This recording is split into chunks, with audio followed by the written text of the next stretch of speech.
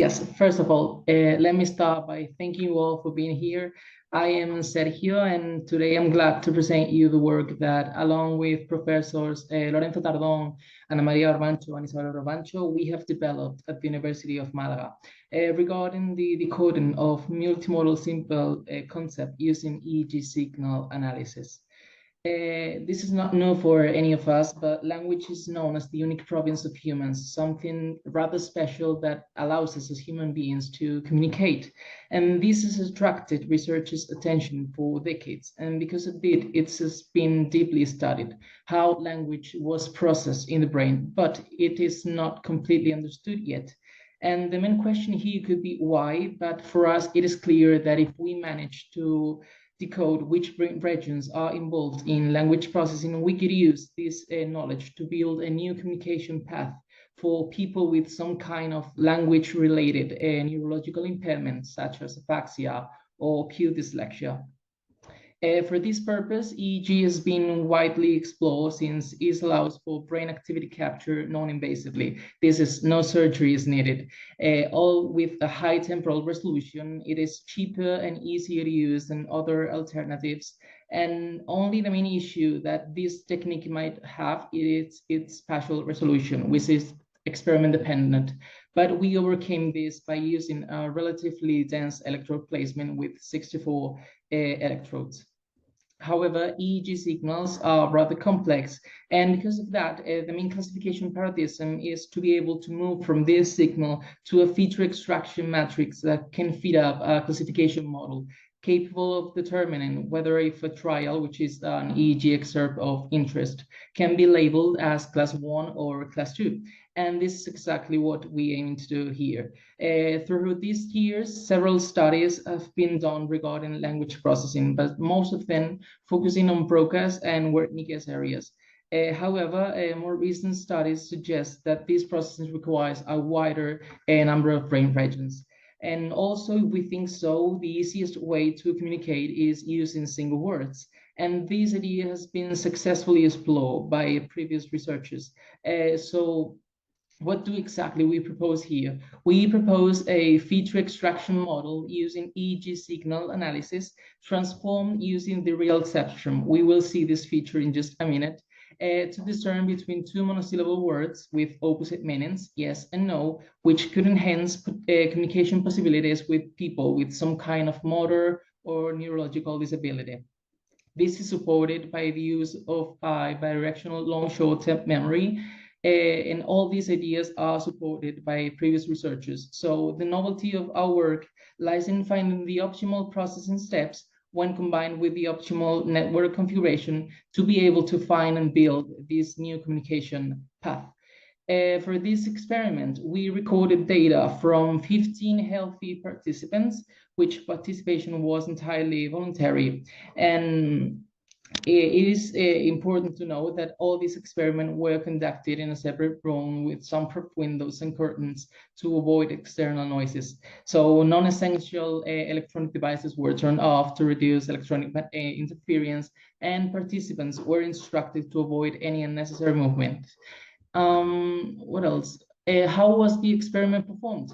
Well, our participants were presented with blocks of different words in their native language, which was Spanish, and these were presented through different communication channels, which we will see shortly. The appearance of this block was not randomized, but the presentation of the words within them was.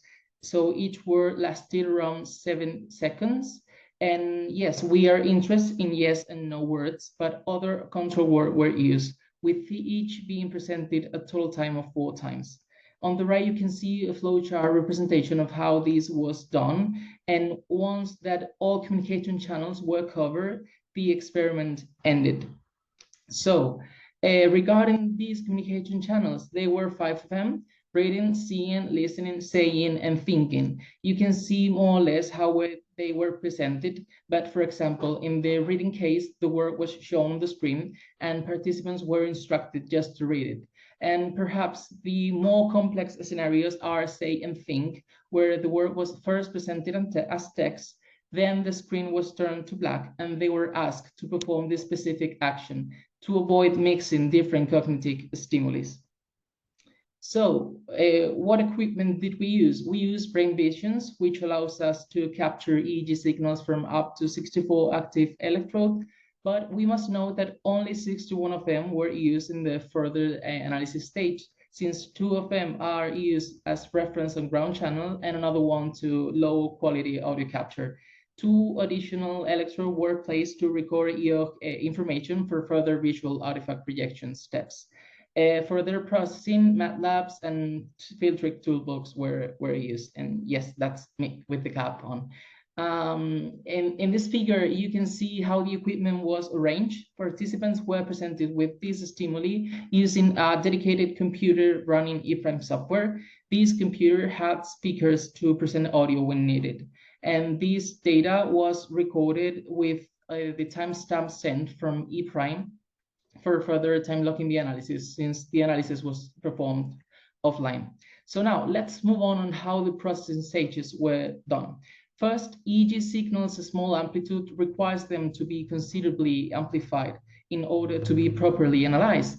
This causes several noise sources, both correlated and uncorrelated, to also be amplified, potentially masking the neural activity of the brain. To address this, the signal was bandpass filter between 0.1 and 45 Hz. This filtering stage removes low drifts, non-cognitive signals, while providing a baseline correction for each subject. And since muscle artifacts tend to fall in the higher frequencies, this step should mitigate their presence.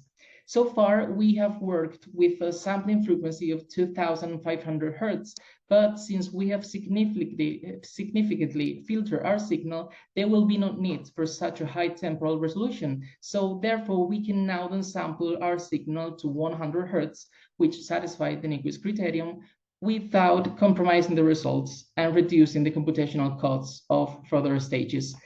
We have to deal now with artifacts rejection. Visual artifacts are mainly due to saccades and blinks, and for their rejection, independent component analysis is used, since it's proved to be superior to other methods. This technique decomposes the EEG signal captured at the electrodes into statistical independent components. So if we can manage to find which components contain these visual artifacts, we can remove them before reconstructing the signal. So in the figure in the right, you can see the significant effect that this step has. In blue, there is the original signal, which you can see this peak, and in orange, the reconstructed signal once these visual artifacts were rejected. Now, we have discussed that there were 5 different communication channels, and these were chosen since all of our participants were healthy, but it is expected that when some neural impairment is present, at least one of them is still active and therefore can contribute to language decoding. When exploring the average topographic distribution, which are the figures that you can see on the right, some frontal region activation was observed, slightly left lateralized in all communication channels assessed. This is consistent with previous studies that observed this activation when task involving semantic processing was present, such as in our case with individual words. Also, some damages in this region has been related to deficits in syllable speech identification.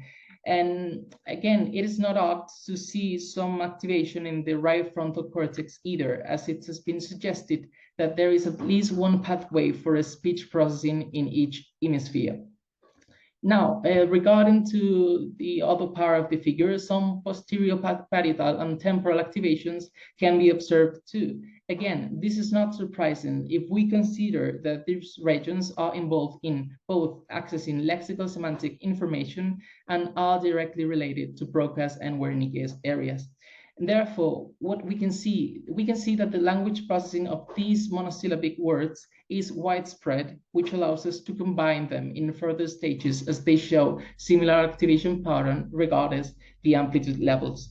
Now, we mentioned that we use real cepstrum. This is mainly used in audio and speech processing, but we use it in EEG characterization since it's proven to be useful in speech and EEG classification problems. It is obtained as the inverse Fourier transfer, but the important thing is that you can see the difference between the EEG signal, again in blue in the figure on the right, and its real cepstrum in orange. This is the signal that we will use so far from now to characterize the EEG signal. We were looking for a feature extraction matrix, and we, based on feature works, extracted both statistical and power spectral density features, such as standard deviation, root mean square, absolute power value, and average spectral flux. This allows us to reduce, again, the complexity of the upcoming classification step. To now avoid biases and overfitting in the chosen model, we perform a threefold cross-validation process combined with a set score normalization of the dataset to avoid magnitude differences. This ensures that the data are normalized consistently without sharing information between training and testing steps.